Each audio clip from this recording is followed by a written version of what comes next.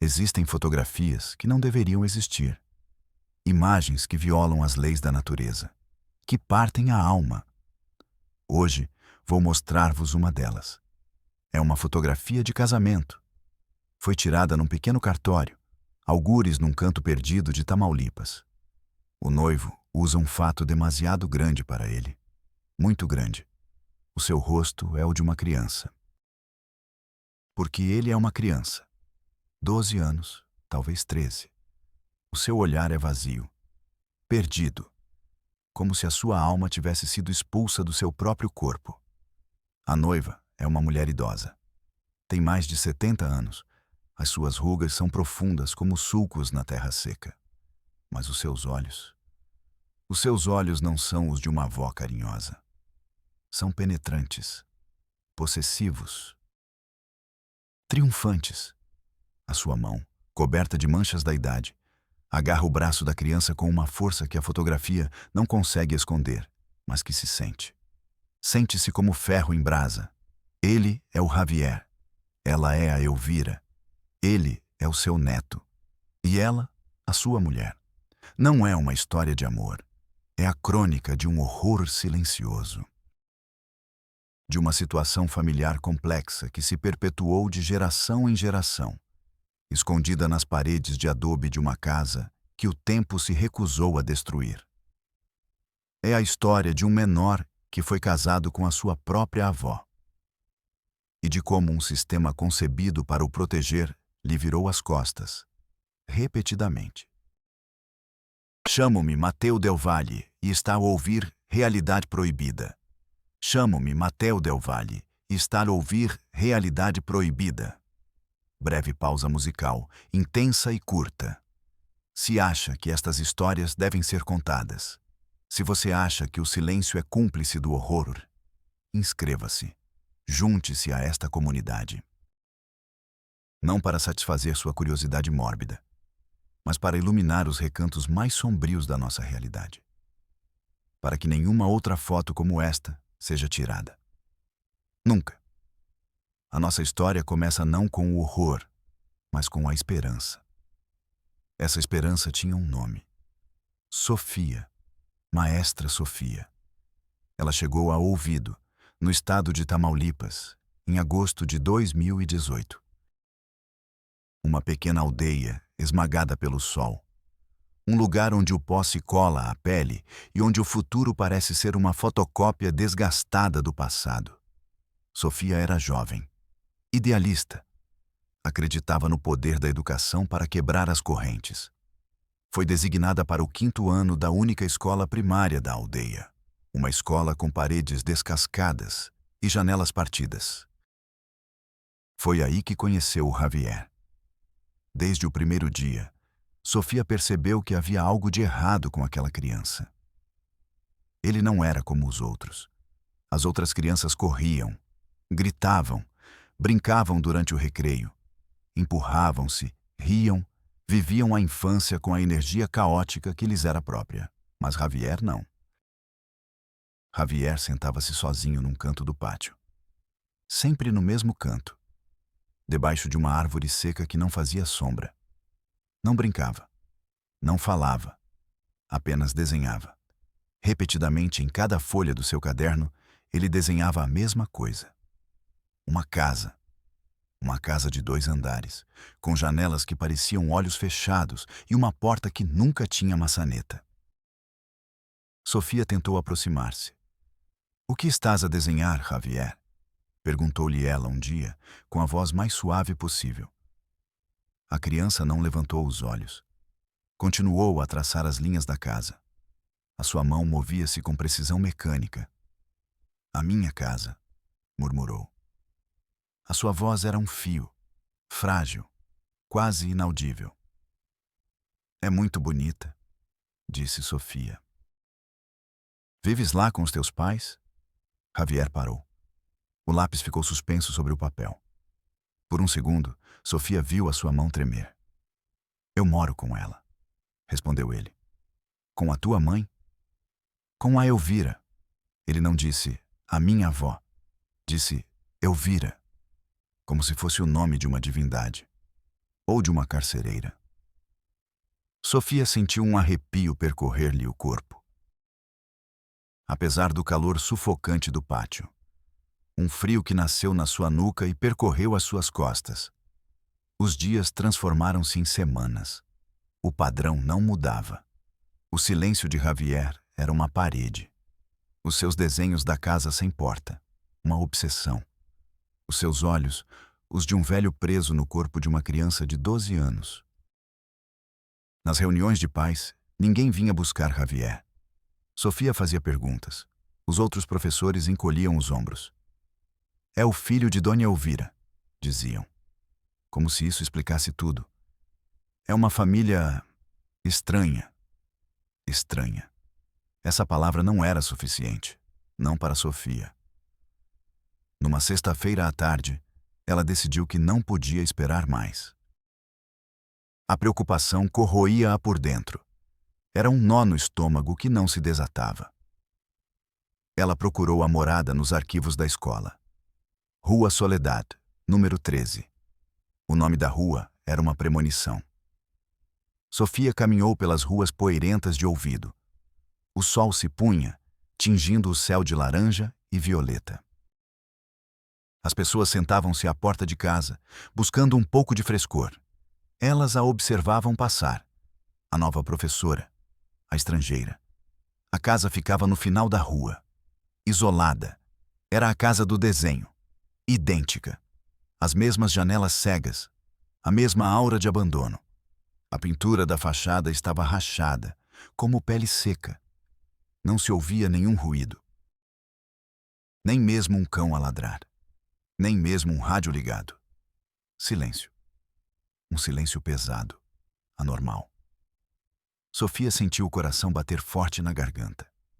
As mãos estavam suadas.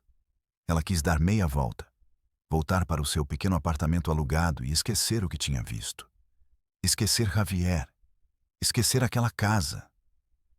Mas ela pensou nos olhos da criança. Vazios. Respirou fundo e bateu na porta de madeira. A porta que, nos desenhos, não tinha maçaneta. O som ressoou no silêncio. Seco, definitivo. Vários segundos se passaram. Ou talvez vários minutos. O tempo se estendeu. Finalmente a porta se abriu. Não completamente. Apenas uma fresta. Uma mulher idosa apareceu na escuridão da soleira. Ela era magra, encurvada. Seu cabelo, completamente branco, estava preso em um coque apertado. Era Dona Elvira. Sim, disse ela. A sua voz era surpreendentemente firme, cortante. Bom dia. Sou a Sofia, a professora do Javier. A mulher olhou-a de cima a baixo. Os seus olhos eram pequenos e negros, como 2 pedaços de obsidiana. Não havia qualquer calor naquele olhar. Apenas uma avaliação fria, calculista. O Javier está ocupado, disse Elvira, começando a fechar a porta. Só queria saber se estava tudo bem. Ele não tem ido às reuniões e... Não vamos a esse tipo de coisas, interrompeu Elvira. O Javier estuda aqui, em casa. O que ele precisa de saber, eu ensino-lhe. Mas a escola... A escola é uma perda de tempo. Obrigada pela sua visita, professora. A porta fechou-se, com um clique suave e definitivo. Sofia ficou ali, diante da madeira silenciosa. Sentia-se gelada. Um suor frio escorria-lhe pelas costas. Tinha um gosto metálico na boca. O gosto do medo. Não era apenas a atitude da mulher. Era outra coisa. O cheiro que emanava da casa. Um cheiro a mofo, a pó velho e outra coisa. Algo doce e nauseabundo, como flores em decomposição. Ela olhou para as janelas. As cortinas grossas e escuras impediam que se visse qualquer coisa no interior. Aquela casa não era um lar. Era um túmulo. Ela deu meia volta e afastou-se. Sentia o olhar de Elvira fixo nas suas costas, através da madeira. Enquanto caminhava, uma vizinha que regava os vasos de flores na calçada em frente chamou-a em voz baixa. Senhora. Sofia aproximou-se. A mulher era idosa, com o rosto marcado pelo sol e pelas preocupações. Não volte para aquela casa, sussurrou a vizinha, sem tirar os olhos da porta fechada de Elvira. Não é um bom lugar. O que se passa naquela casa? Perguntou Sofia, baixando também a voz. A mulher abanou a cabeça. O medo era visível nos seus olhos. Coisas antigas, coisas más. Aquela mulher, Elvira, não está bem. E aquela criança? Pobre criatura. O que há de errado com essa criança? A vizinha fez o sinal da cruz. Dizem que ela aguarda para si, como um tesouro ou como uma maldição. Ninguém sabe, mas ninguém se intromete. E as autoridades? A polícia? Insistiu Sofia. A mulher soltou um riso amargo, sem alegria. Ouça, professora. Aqui, em ouvido, há portas que ninguém abre. E essa é uma delas. A polícia tem coisas mais importantes para fazer. É o que dizem. Sofia saiu dali com o coração apertado. As palavras da vizinha ressoavam na sua cabeça. Ela guarda isso para si. Naquela noite, não conseguiu dormir. Ela revirou-se na cama, com a imagem da casa sem porta gravada nas pálpebras. No dia seguinte na escola, Javier não estava lá. Nem no dia seguinte, nem no outro. Passou uma semana. Javier não voltou. Sofia foi à direção. Ela falou com o diretor, um homem cansado, prestes a se aposentar. Senhor diretor, o Javier não vem à escola há uma semana. Fui à casa dele. A avó dele não me deixou vê-lo. Algo grave está a acontecer. O diretor suspirou. Um longo suspiro, cheio de resignação. Abriu um arquivo metálico que rangeu como um animal ferido. Tirou o processo do Javier. Veja, senhora Sofia, disse ele, entregando-lhe um dossiê fino. Javier Morales. Dona Elvira Rivas é sua tutora legal. A mãe da criança deixou a aldeia há anos. Ela abandonou-o. Elvira criou-o. Sofia abriu o dossiê. Havia poucos documentos. Uma certidão de nascimento, um documento de tutela e, no fundo, dobrado em 4, um documento oficial, com carimbos e assinaturas. Ela desdobrou-o. Os seus olhos leram as palavras, mas a sua mente recusava-se a compreender. Era uma certidão de casamento. Contratante A. Elvira Rivas, 74 anos. Contratante B. Javier Morales, 12 anos. Data do casamento, há 6 meses. O ar saiu dos pulmões de Sofia. Ela teve de se sentar. A sala começou a girar. O rangido do arquivo, o zumbido de uma mosca, tudo estava amplificado. Isto não pode ser, balbuciou ela. É uma criança. O diretor encolheu os ombros. Um gesto que Sofia começaria a detestar. O gesto universal da indiferença. Legalmente é o seu marido. O juiz distrital autorizou. Isenção de idade por motivos graves. A avó alegou que estava doente, que não tinha ninguém e que casar com a criança era a única maneira de garantir que ele herdasse a casa e não fosse parar à rua. E acreditaram nela? A voz de Sofia era um grito abafado. Os papéis estavam em ordem. A tutela, os documentos. Ninguém fez perguntas. Aqui, as pessoas casam-se jovens, professora. Talvez não tão jovens, mas... É um assunto de família. Um assunto de família, essa frase. A desculpa para fechar os olhos, para lavar as mãos.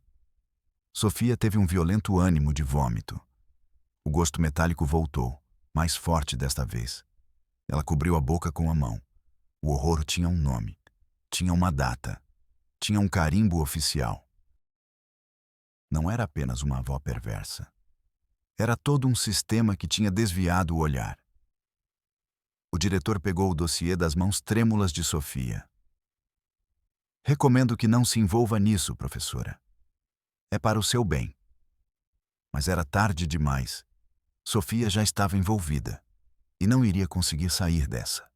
Para compreender a loucura, é preciso desenterrar as suas raízes. A história da casa da Rua Soledad não começou com Javier, nem mesmo com Elvira. Era um veneno que corria nas veias daquela família há quase um século. Sofia, obcecada, começou a investigar. Passou dias nos pequenos arquivos municipais, uma sala úmida onde os documentos se desintegravam ao toque. Falou com os mais velhos da aldeia. Aqueles que se lembravam, aqueles que sabiam. E, peça por peça, ela montou o quebra-cabeça. A primeira foi Isabel, a bisavó de Javier, nascida em 1920. Isabel era uma mulher maltratada pela vida e pelo marido. Um homem brutal que a tratava como um animal. Ela teve várias filhas que, assim que puderam, casaram-se e fugiram. Mas depois, ela teve um filho. E nessa criança, Isabel viu a sua salvação, a sua propriedade. Quando o marido morreu, Isabel agarrou-se ao filho, isolou-o do mundo, convenceu-o de que todas as outras mulheres eram más, que só ela o amaria de verdade. Eles viveram como marido e mulher. Às escondidas, a aldeia sabia. As pessoas cochichavam. Mas ninguém fez nada. Assuntos de família. Esse filho teve uma filha com uma mulher da aldeia, que depois abandonou. Essa filha era Leonor, a avó de Javier, a mãe de Elvira. Leonor cresceu nessa casa, testemunha do horror. Aprendendo o padrão familiar, ela reproduziu a história. Teve várias filhas, depois um filho. E agarrou-se a ele com o mesmo desespero possessivo da sua mãe. A história repetia-se. Um eco inquietante. A filha de Leonor, aquela que não era o filho preferido, era Elvira. Elvira cresceu a observar a sua mãe e o seu irmão a viverem nessa relação disfuncional. Cresceu a odiar e a aspirar. Ela percebeu que, nessa família, o poder não pertencia ao homem. Pertencia à mulher que o controlava. Elvira casou-se jovem. Ela fugiu daquela casa. Teve uma filha. Apenas uma. Vamos chamá-la de Laura. Mas o veneno da casa da Rua Soledad já corria nas suas veias. Quando o marido a deixou, Elvira voltou para o único lugar que conhecia. A casa da família. A mãe e o irmão já tinham morrido. A casa era dela. E com ela, levou a filha Laura. Mas Laura não era submissa. Ela viu a loucura nos olhos da mãe. A mesma loucura que consumira a avó. Quando Laura engravidou, ela soube que precisava fugir. Mas Elvira não a deixou levar o bebê. Podes ir, disse ela. Mas a criança fica. É um Rivas. Pertence a esta casa. Laura, aterrorizada, fugiu. Sozinha. Destruída. Desapareceu de ouvido para sempre. E Elvira ficou com o seu neto, Javier. Para Elvira, Javier não era um neto. Ele era a sua segunda oportunidade. Era o filho que ela nunca teve. O instrumento que lhe permitiria reproduzir o poder que ela viu na sua mãe e na sua avó. Ela criou-o em total isolamento. Ela ensinou-lhe a ler e a escrever, mas apenas com livros antigos que havia na casa. Encheu-lhe a cabeça com histórias distorcidas, que o mundo exterior era perigoso, que só ela o protegeria, que o seu amor era o único verdadeiro, que eles estavam destinados um ao outro, A criança cresceu sem conhecer outra realidade, sem outras crianças, sem televisão, sem jogos. O seu único universo eram as quatro paredes daquela casa e a figura omnipotente de Elvira. Quando Javier completou 12 anos, Elvira decidiu que tinha chegado a hora. Ela foi ao tribunal. Contou a sua história de problemas de saúde e abandono. Apresentou os documentos de tutela. Ela usou os limites do conhecimento e a burocracia do sistema a seu favor. E um juiz, sem fazer nenhuma pergunta incômoda, assinou o documento. Ele transformou um menor de idade no marido da sua avó. Ele legalizou essa situação problemática. Ele deu um selo oficial a uma tradição familiar de incesto e abuso que apodrecia em silêncio há quase 100 anos. Sofia, com todas essas informações nas mãos, sentiu que o mundo se dividia em dois. Não era mais apenas uma criança em perigo. Era o culminar de uma saga de horror geracional. E ela era a única que queria pôr fim a isso. Pausa dramática. O primeiro obstáculo que Sofia enfrentou foi a polícia local. Ela entrou na pequena esquadra. O ar cheirava a café rançoso e resignação. Um ventilador de teto girava lentamente, agitando o ar quente sem refrescá-lo. Um policial, gordo e vestido com um uniforme manchado, ouviu-a sem olhar para ela. Seus olhos estavam fixos em um jogo de futebol transmitido por uma pequena televisão. Sofia explicou tudo. A idade da criança, o isolamento, o casamento. Mostrou-lhe uma cópia do relatório. O oficial bocejou. Um bocejo longo, barulhento, descarado.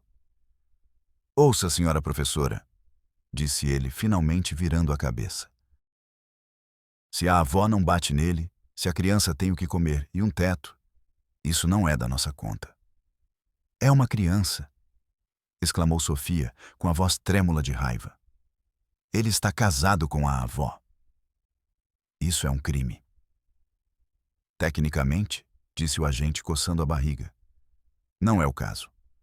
Um juiz aprovou. É um assunto familiar. Um problema civil.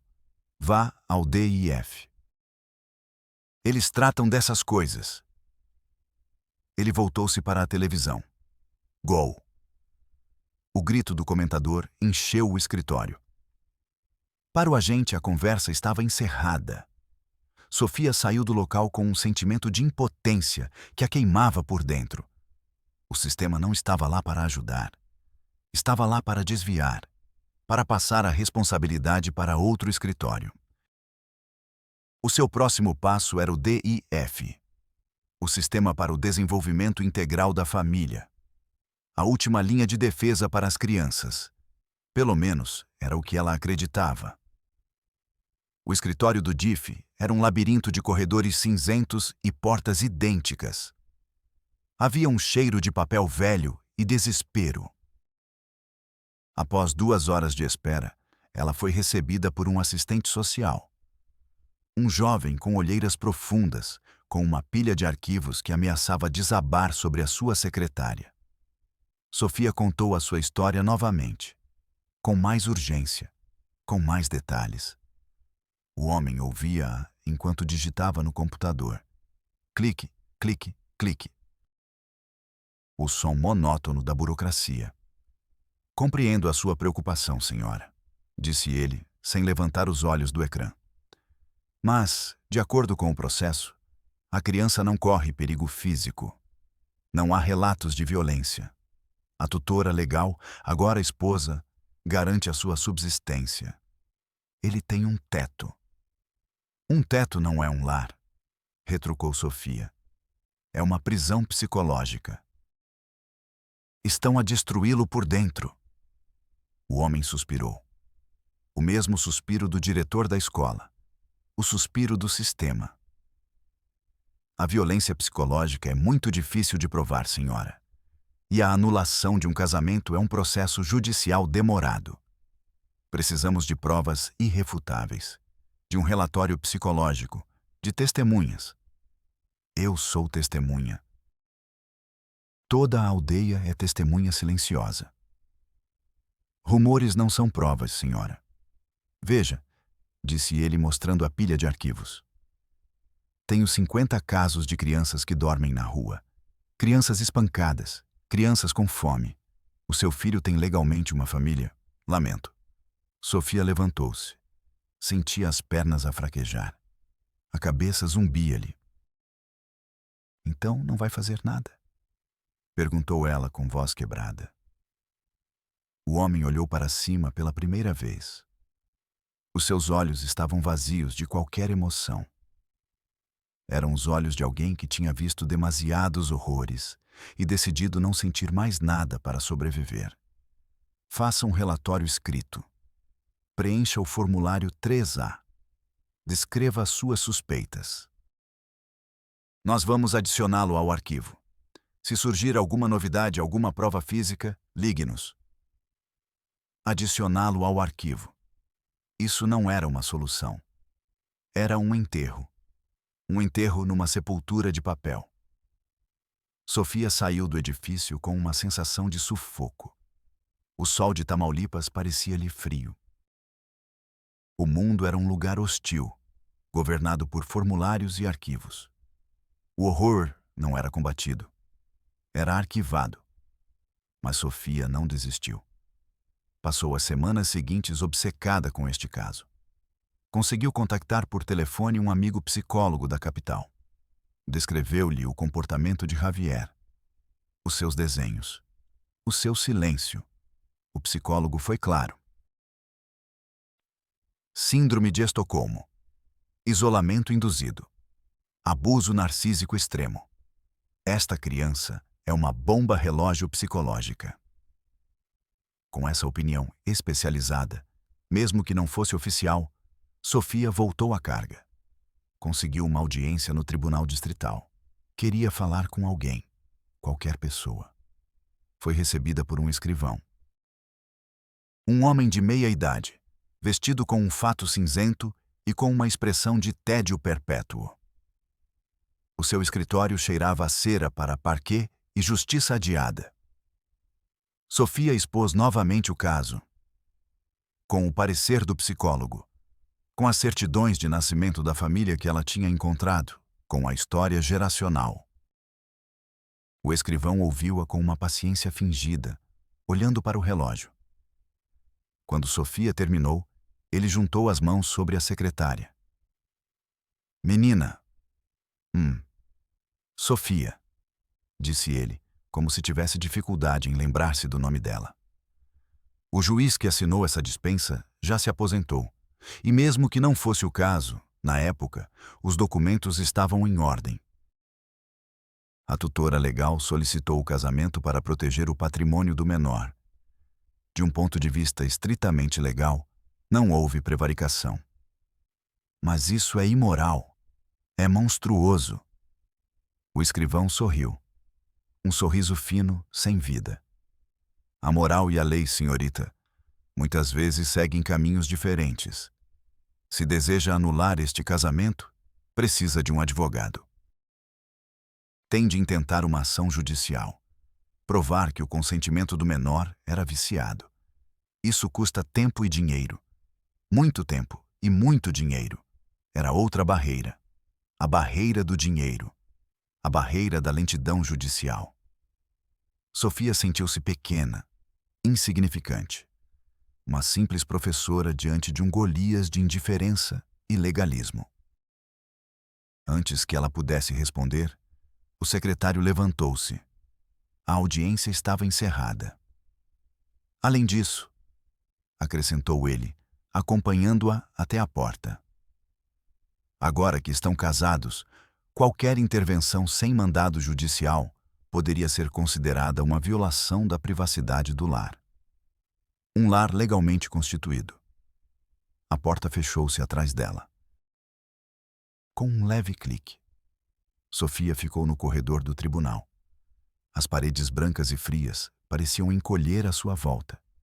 Ela teve vontade de gritar, de bater em alguma coisa. Mas, em vez disso, abraçou-se a si própria. Estava a tremer. Um tremor incontrolável que vinha do mais profundo de si mesma. O sistema não a tinha ajudado. O sistema tinha protegido o monstro. Tinha lhe dado um escudo legal.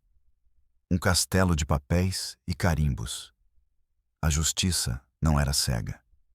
Estava morta e tinha sido enterrada sob uma montanha de burocracia. Foi nesse momento de desespero total que Sofia tomou a decisão que mudaria tudo.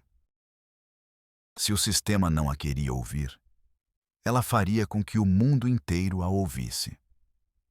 Contatou um jornalista, um jovem repórter de um jornal digital da capital do estado. Alguém que estava à procura de uma boa história. No início, o jornalista mostrou-se cético. Parecia incrível demais, muito complicado para ser verdade. Sofia enviou-lhe tudo. As cópias dos documentos, a certidão de casamento, os nomes, as datas, o seu testemunho. 2 dias depois, o jornalista ligou-lhe. A sua voz estava diferente, cheia de incredulidade e raiva. É tudo verdade, disse ele. Eu verifiquei. Meu Deus, senhora, isso é monstruoso. A história foi publicada numa segunda-feira de manhã. O título era uma bomba e explodiu. Em poucas horas, a história tornou-se viral. Foi reproduzida na mídia nacional, depois internacional. O nome da aldeia, Ouvido, estava de repente na boca de todos. A casa da Rua Soledad, em todos os noticiários televisivos. O escândalo era enorme. Agora, o sistema não podia mais ignorá-lo. Não por justiça. Não por moralidade. Por vergonha. De repente, os telefones do DIF, da polícia e do tribunal não paravam de tocar. A pressão da mídia era insuportável. Os mesmos funcionários que tinham fechado a porta para Sofia agora davam conferências de imprensa. Prometiam uma investigação aprofundada. Falavam em ir até ao fim. Era tudo teatro. Um circo cínico para limitar os danos. Uma semana após o escândalo ter rebentado, uma caravana de veículos oficiais chegou a Ouvido. Polícias estaduais, assistentes sociais da capital, psicólogos. Quebraram o silêncio da Rua Soledad. Entraram na casa, levaram Javier. As câmaras de televisão filmaram-no. Uma criança pálida, mal alimentada, com um olhar completamente perdido. Ele pestanejava diante da luz do sol como se nunca a tivesse visto. Agarrou-se à mão de uma assistente social, mas o seu corpo estava rígido, ausente. Tiraram Elvira, uma mulher idosa, frágil. Ela gritava que lhe estavam a roubar o marido, o seu filho. O sistema finalmente agiu. Mas não foi uma vitória. Foi o início de outra tragédia. Elvira foi internada num hospital psiquiátrico. Os diagnósticos indicavam um transtorno delirante, um complexo messiânico distorcido. Ela nunca foi julgada criminalmente. Foi declarada mentalmente incapaz. Morreu 2 anos depois, sozinha, numa cama de hospital. A casa da Rua Soledad permaneceu vazia, selada, a apodrecer lentamente, guardando os seus segredos para sempre. E Javier foi a verdadeira vítima desta história. Foi levado para um centro para menores. Esperava-se que, longe de Elvira, ele se desenvolvesse, que recuperasse a sua infância.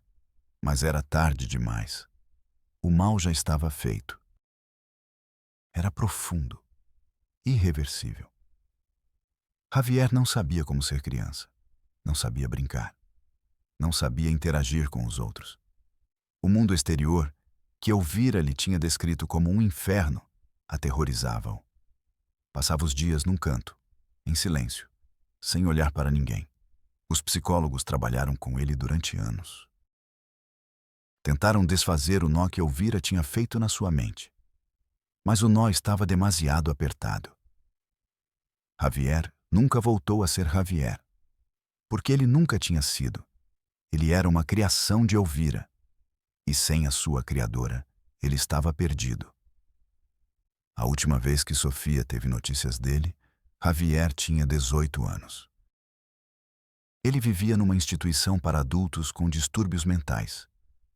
Um jovem com o corpo de um homem e a mente fragmentada de uma criança que nunca existiu. Passava os dias a olhar pela janela. Talvez procurasse uma casa com olhos cegos e uma porta sem maçaneta. O sistema não o salvou. Apenas mudou a sua jaula. De uma jaula de adobe e controlo psicológico para uma jaula com paredes brancas e piedade institucional. A história de Javier e Elvira não é apenas a de uma família desestruturada. É o retrato do nosso próprio fracasso. O fracasso de uma sociedade que prefere arquivar o horror em vez de enfrentá-lo. De um sistema que protege os procedimentos em vez das pessoas. Ela ensina-nos que os monstros mais assustadores nem sempre se escondem na escuridão. Às vezes, escondem-se em plena luz do dia, protegidos pela nossa indiferença, pelo nosso silêncio, pelo nosso confortável hábito de dizer: é um assunto de família. Sou Matteo Del Valle e nos vemos na próxima Realidade Proibida.